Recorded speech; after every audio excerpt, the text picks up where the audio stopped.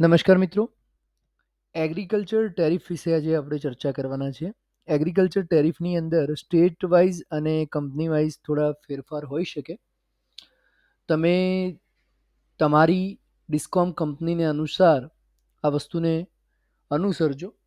પરંતુ અહીંયા એક મિત્રએ મને પ્રશ્ન પૂછ્યો હતો કે agriculture ટેરિફના part A1, A2, A3, A4 શાના બેઝ ઉપર પાડવામાં આવ્યા છે? તો મિત્રો કનેક્શન ટાઈપના બેઝ ઉપર પાડવામાં આવ્યા છે. A1 જે છે બહુ ઓછા HP વાળા નાના સિંચાઈના પંપ માટે, A2 અને A3 હાયર HP વાળા મોટર્સ માટે અને A4 સ્પેશિયલ કેટેગરીના એગ્રીકલ્ચર કનેક્શન માટે વપરાય છે.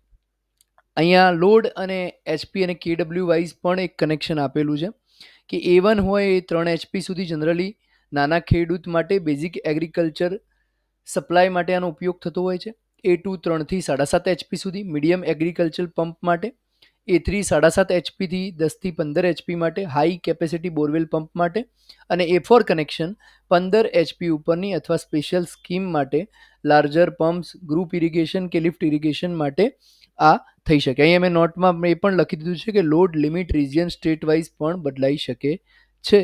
તો ખાસ એના માટે પર્ટિક્યુલર કંપની માટે તમારે જોઈતું હોય તો પણ તમે મને કોમેન્ટ કરજો, હું શોધવા પ્રયત્ન કરીશ. અહીંયા સુધી રાખીએ છીએ મિત્રો. જય હિન્દ.